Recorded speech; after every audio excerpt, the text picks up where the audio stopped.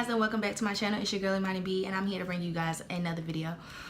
Now this video today is going to be basically about my MOS. Why do I look like that? Okay, anyway, whatever. So this video is basically going to be about my MOS. For those who do not know, I am active duty military. I am a 92 Yankee stationed here at Fort Benning, Georgia. I've been here for about 2 years. I'm an E5, so if you have any questions about the supply field, let me know. So for those who do not know, first of all, before I even go to the numbers, 92 Yankee is a unit supply specialist. I do work directly for my commander, and I keep accountability of all his property that is on his hand receipt. So boom, now that we got that out the way, buddy.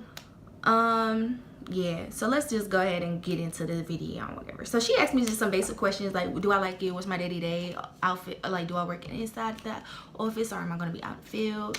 But I'm here to answer all those questions right now. Cool transaction. Okay, so do I like my MOS? I love my MOS, actually. I love my MOS more so just because I understand my MOS. There's so many people that do not know their MOS, well, are in a MOS that they don't like because they just did not know, or they don't know, or, you know, or whatever. But I love my MOS just based on the fact that it came easy to me. Like, I just picked up a lot on the things that I need to do. So, like, lateral transfers, turn-ins, stuff like that. Things that I do on an everyday basis are just easy. It's simple to me. So if you're not good with like paperwork or remembering how to do paperwork forms, organization, then this is not the job for you. But I love my MOS just because it just comes easy. Like, it wasn't a hard thing to learn. Being that I came in when PBIS was here, which is an old system, and now GCSS Army, is still not that hard to pick up. GCSS Army is a way harder than PBIS, but it is still a easier, it's still easier basically than, I wouldn't know what the hell to do if I was a 91 Bravo, which is a mechanic. Like, what am I gonna do with a screwdriver? I don't know. But your girl know what to do with a goddamn 4949. Your girl know what to do with a 3161, lateral transfers, AARs. Like, that's my lingo.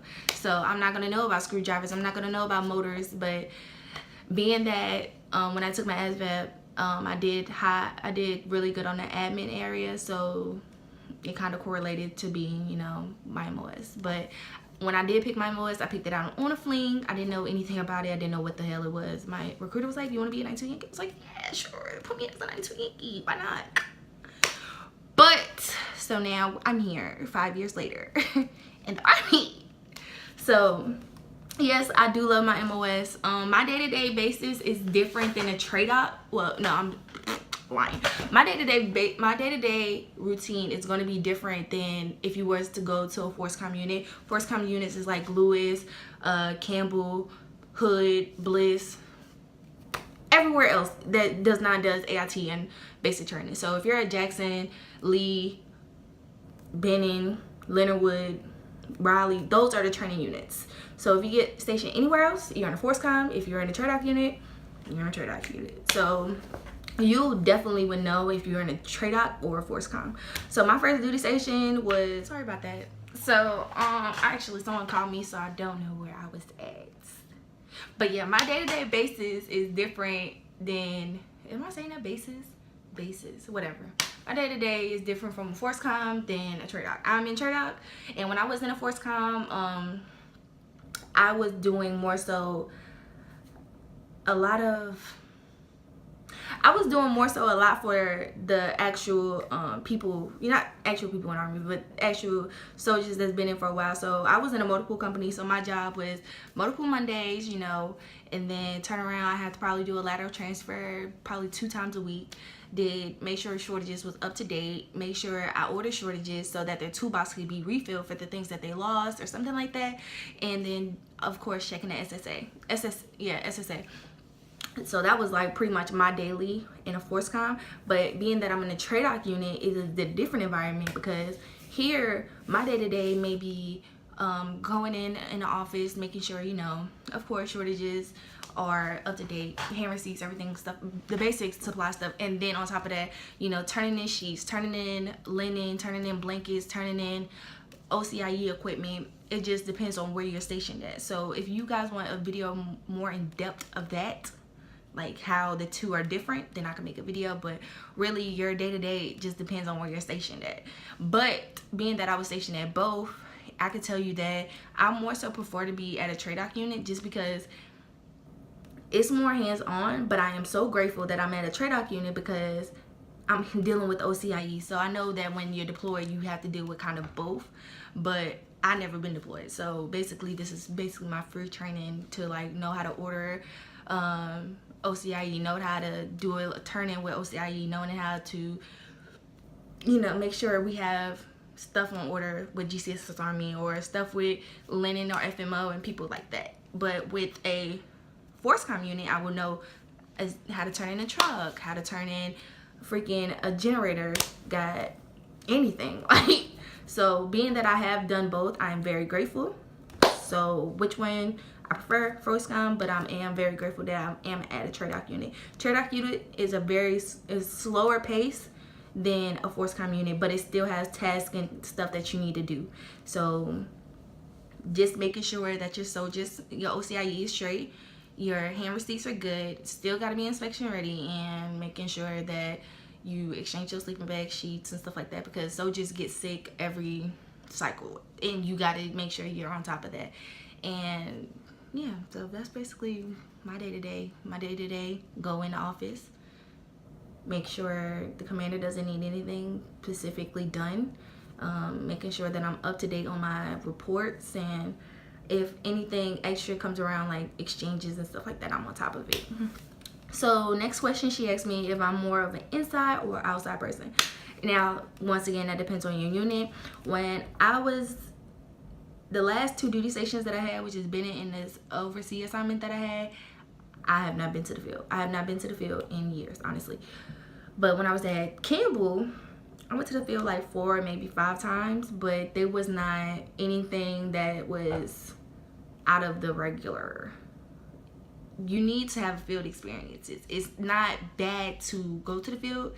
Like, people that don't like going to the field, but me personally, I don't mind it, because of the fact that that is the time where your unit bonds, you know? And if your unit not bonding and you just walking around like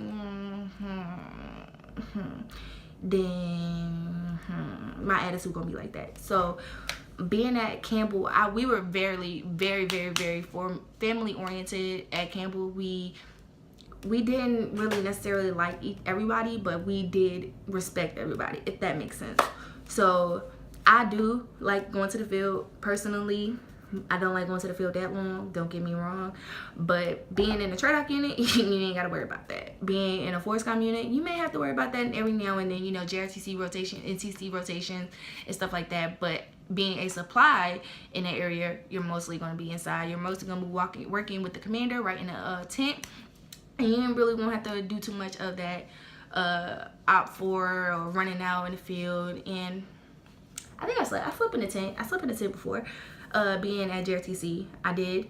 That was like my biggest field event that I've ever done before, and that's like basically getting ready for deployment. But I never went to a deployment, so can't give me credit there. But yeah, so yeah, I don't really go to the field. I've been to the field a handful of times in my 5-year career. So yeah, that just is just really based on your location, and then if they're going to deploy. So if you're at Hood, Campbell, and Bliss, you're probably going to deploy while you're there. Luckily, I missed my deployment because I just joined the Army, and I missed my deployment. They actually left like while I was in processing, so I didn't go on that deployment. But yeah, if that makes sense. So next thing is, how is it ranking up? Being a 92 Yankee is not hard to rank up. It's still the same requirements as if a chaplain assistant was to rank up, or if a mechanic was to rank up. Only thing is our points are different, our numbers are different, basically based on how many people are in your MOS and how many people have points, and stuff like that. That's going to be a bigger video in the future, because it's so much that goes around it, being ranked up in the Army. But honestly, as a 92 Yankee, as for E4 going to E5, which is specialist going to NCO, right now, girl, points are 30 points.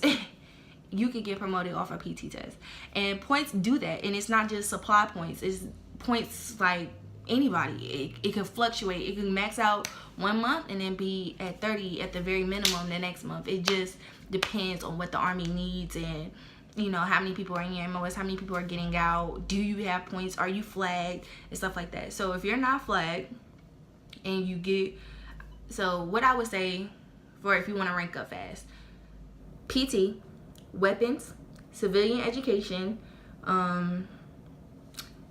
your, what's that thing called, correspondence points, what else, you can make sure you got all of that stuff. And then, you know, try and volunteer, try and get awards, COAs, AAMs, archives, and stuff like that, all correlate towards your promotion points.